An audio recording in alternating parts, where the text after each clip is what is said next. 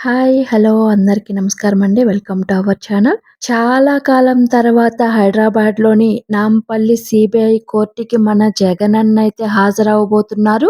దీని మీద కూడా ఈ యెల్లో మీడియా అనేది ఏడుపు కొట్టు మొహం వేసుకొని ఏడుస్తూ కూర్చోవడం అయితే చాలా ఆశ్చర్యకరంగుంది. అసలు ఈ టీడీపీకి సంబంధించిన యెల్లో మీడియా కానీ, సోషల్ మీడియా కానీ ఎంత చండాల పట్టిందంటే అంత చండాల పట్టింది.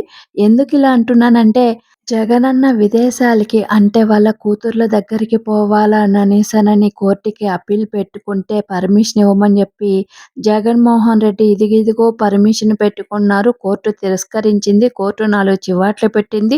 "నువ్వు దొంగవి. ఈ దేశం వదిలిపోయేదానికి లేదు. నువ్వు పోతే రావు" అనేసనని అంటుందని జెప్పి దాని మీద ఒక స్టోరీని అల్లేసి పెట్టేస్తారు. ఒకవేళ కోర్టు వారు అర్థం చేసుకొని జగనన్నకి పర్మిషన్ ఇచ్చి జగనన్న వాళ్ళ పిల్లల దగ్గరకి వెళ్ళి వచ్చాక కోర్ట్‌కి ఇదిగో ఇప్పుడు ఈ నాంపల్లి కోర్ట్‌కి ఎలా అయితే అటెండ్ అవుతున్నారో అలా అటెండ్ అవ్వాలంట యాస్ ఏ రూల్ ప్రకారం. యాస్ ఏ లా ప్రకారం. దాన్ని అటెండ్ అవ్వటానికి వెళ్తుంటే కూడా నువ్వెళ్ళావంటే అక్కడ అరెస్ట్ చేసేస్తారు. అరెస్ట్ చేయటానికి సన్నాహాలు జరుగుతున్నాయి అనేసనని మాట్లాడతారు. జగనన్నకి ఏదో పనుండి ఈ వాయిదాకు మాత్రం మినహాయింపు ఇవ్వమని చెప్పి ఒకవేళ తప్పదు అన్న పరిస్థితిలో నేను జూమ్‌లో యాడ్ అవుతాను. అంటే జూమ్ మీటింగ్‌లో కనపడతాను. లేదనంటే ఒక లాయర్‌ని అటాచ్ చేసుకుంటాననేసనని చెప్తే దాన్ని కోర్టు వారు తిరస్కరించారు. కంపల్సరీ అటెండ్ అవ్వమంటే కూడా అటెండ్ అవుతానని జగనన్న చెప్పడం జరిగింది. అలాగే ఇప్పుడు అటెండ్ అవ్వటానికి కూడా వెళ్తున్నారు. కానీ ఈ చెత్త గుంపుంది చూసారు? జగన్మోహన్ రెడ్డి బెయిల్ రద్దయిపోతుంది. ఇంకా వారం కోర్టుకు తిరగాల్సుంటుంది. అలాగే ఇంకా కేసు ఫైనల్ స్టేజ్‌కొచ్చేసింది. రేపు పొద్దున్నే జైల్లో పెట్టేస్తారు. అరెస్ట్ చేసేస్తారు. శిక్ష ఖరారు చేసేశారు అన్నట్టు మాట్లాడతారు. ఇంకా పూసిందంటే కాసింది, కాసిందంటే పండుబండి రాలిపోయిందనే మాటలు ఈ టీడీపీకి సంబంధించిన మీడియా అనేది మాట్లాడడం సర్వసహజం. అసలు ఇలా రాసే న్యూస్ ఛానల్స్‌కి కానీ, ఈ సోషల్ మీడియాకి కానీ నాదొక క్వెషను. అసలు మా జగనన్న మీద పెట్టిన కేసులే రాంగ్ కేసులైనప్పుడు మా జగనన్నకి శిక్ష ఎలా పెడుతుంది? జైల్లో ఎలా పెడతారు? కాంగ్రెస్ పార్టీ, చంద్రబాబు నాయుడు ఇద్దరు కలుసుకొని కక్ష సాధింపు చర్యల్లో పెట్టిన ఒక ఫేక్ కేసులే కదా అవన్నీ. అసలు మా జగనన్న కూడా కోర్టు వారిని అడిగింది కూడా అదే. నా మీద పెట్టిన కేసులన్నీ ఫాల్స్ అలిగేషన్స్.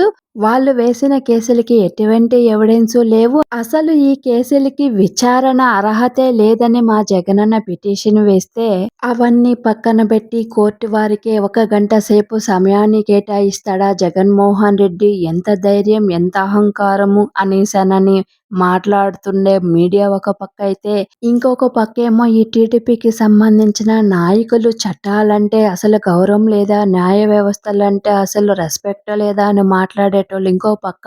ఇదిలా ఉంటే సందిట్లో సెడేమియా అనేసనని కొంతమంది ఉంటారు చూసారా? అటు ఇటు గానోళ్ళు.